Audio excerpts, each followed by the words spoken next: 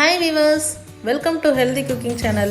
வீடியோக்குள்ள போறதுக்கு முன்னாடி இதுவரைக்கும் Healthy Cooking Channel சப்ஸ்கிரைப் பண்ணாதவங்க மறக்காம சப்ஸ்கிரைப் பண்ணிக்கோங்க. பக்கத்துல இருக்கக்கூடிய பெல் ஐகானை கிளிக் பண்ணிக்கோங்க. Hi friends, இன்னைக்கு நம்ம சேனல்ல நாட்டு கோழிக்கறியில கிரேவி எப்படி பண்ணலாம்னு பார்க்கலாம். ஏற்கனவே நம்ம சேனல்ல அரைச்சி வைக்கிற நாட்டுக்கோழி கிரேவி எப்படி செய்யலாம்னு பார்த்துருக்கோம். அதோட லிங்க்கை நான் மேலே கார்டில் கொடுக்குறேன், தேவைப்பட்டால் யூஸ் பண்ணிக்கோங்க. இன்றைக்கி நம்ம நாட்டுக்கோழி கிரேவி எப்படி செய்யலான்னு பார்க்கலாம். ஃபஸ்ட் ஒரு கடாயில் 3 டேபிள் ஸ்பூன் அளவுக்கு நல்லெண்ணெய் விட்டுக்கணும். எண்ணெய் சூடானதும் 2 பட்டை, 2 கிராம்பு, 2 ஏலக்காய் சேர்த்து எண்ணெயில் பொரிய விட்டுக்கணும்.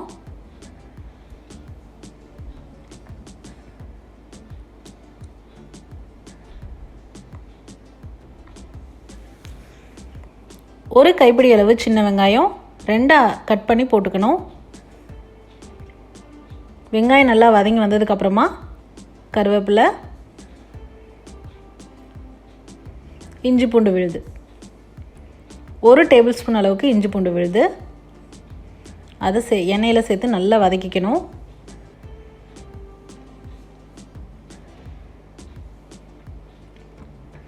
அடுத்ததாக 2 மீடியம் சைஸ் தக்காளி பொடியாக நறுக்கி நான் சேர்த்துருக்கேன். அப்போ தான் உங்களுக்கு சீக்கிரமாக வதங்கும். தக்காளி சீக்கிரமாக வதங்கிறதுக்காக கொஞ்சமாக உப்பு சேர்த்துக்கலாம். இப்போ தக்காளி நல்லா வதங்கினதுக்கப்புறமா நம்ம சுத்தம் பண்ணி எடுத்துருக்கக்கூடிய நாட்டுக்கோழி கறியை இதில் சேர்த்துக்கலாம்.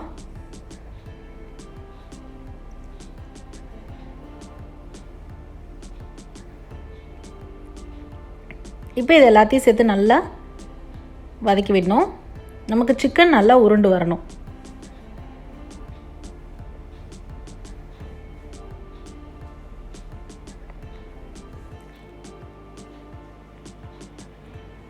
இப்போ கொஞ்சமாக மஞ்சள் தூள்,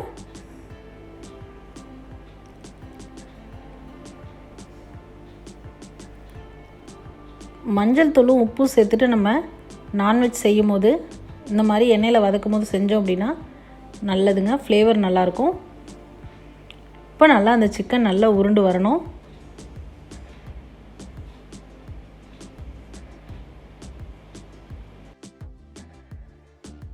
இப்போ பாருங்கள், சிக்கன் நல்லா உருண்டு வந்திருக்கு. இந்த ஸ்டேஜில் நம்ம மசாலாலாம் சேர்த்துக்கலாம்.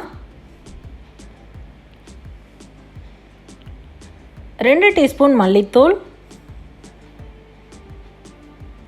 1 டீஸ்பூன் தனி மிளகாய் தூள், நீங்கள் உங்களோட காரத்துக்கு ஏற்ற மாதிரி சேர்த்துக்கலாம்.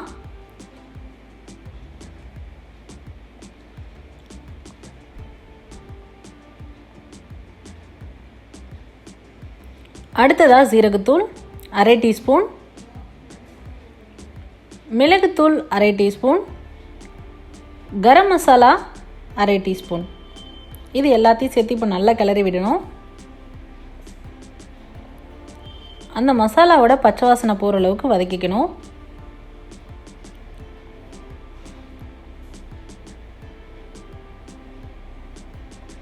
ஸ்டவ்வை சிம்மில் வச்சுட்டு கொஞ்ச நேரம் வெயிட் பண்ணிங்கன்னா மசாலா எல்லாமே நல்லா பைண்ட் ஆயிரும். அது இல்லாமல் அதோட பச்சை வாசனை போயிடும். இப்போ நம்ம ஃபஸ்ட்டு கொஞ்சமாக தண்ணி விட்டு எல்லா மசாலா சிக்கன் எல்லாத்தையும் அதில் நல்லா கலந்து விடலாம் தண்ணியில்.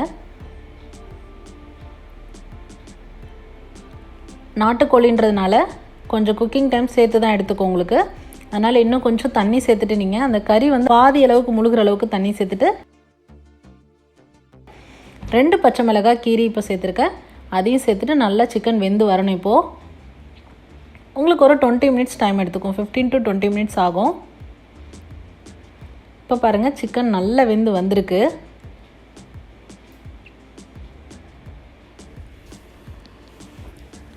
இன்னும் நல்லா ஒரு பாதி அளவுக்கு வெந்து வந்திருக்கு. இன்னும் கொஞ்சம் நல்லா வேகணுங்க. இதுக்கிடையில் நம்ம தேங்காய் பால் சேர்க்க போகிறோம். அதுக்காக அது கூட 1 டீஸ்பூன் சோம்பு, 5 முந்திரி, அதை ஃபஸ்ட்டு சேர்ந்து நல்லா அரைச்சிக்கணும். அடுத்ததாக 3 டீஸ்பூன் அளவுக்கு துருவன தேங்காய், இதில் கொஞ்சமாக தண்ணி சேர்த்து நல்லா பேஸ்ட் மாதிரி அரைச்சிக்கணும். இப்போ பாருங்கள், சிக்கன் நல்லா வெந்து வந்துருச்சு. இந்த ஸ்டேஜில் நம்ம அரைச்சி வச்சுருக்கக்கூடிய தேங்காய் விழுதை சேர்த்துக்கலாம். சேர்த்துட்டு நல்லா மிக்ஸ் பண்ணி விடணும். இது ரொம்ப நேரம் கொதிக்கணும்னு அவசியம் இல்லை, ஒரு 5 நிமிஷம் கொதிச்சாலே போதும்.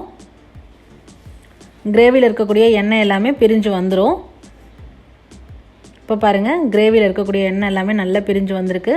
இந்த ஸ்டேஜில் நம்ம கொத்தமல்லி இலை தூவி சூடாக சர்வ் பண்ணிடலாம். இந்த சிக்கன் கிரேவி எதுக்கெல்லாம் செட் ஆகும்னு பார்த்தீங்கன்னா, சூடான சாதத்து கூட சாப்பிடும்போது சூப்பராக இருக்கும். இட்லி, தோசை, சப்பாத்தி, பூரி, பரோட்டா, புல்கா எல்லாத்துக்குமே இது ரொம்ப பர்ஃபெக்ட் காம்பினேஷனாக இருக்கும். ட்ரை பண்ணி பார்த்துட்டு உங்களோட கமெண்ட் மறக்காமல் சொல்லுங்கள் ஃப்ரெண்ட்ஸ்.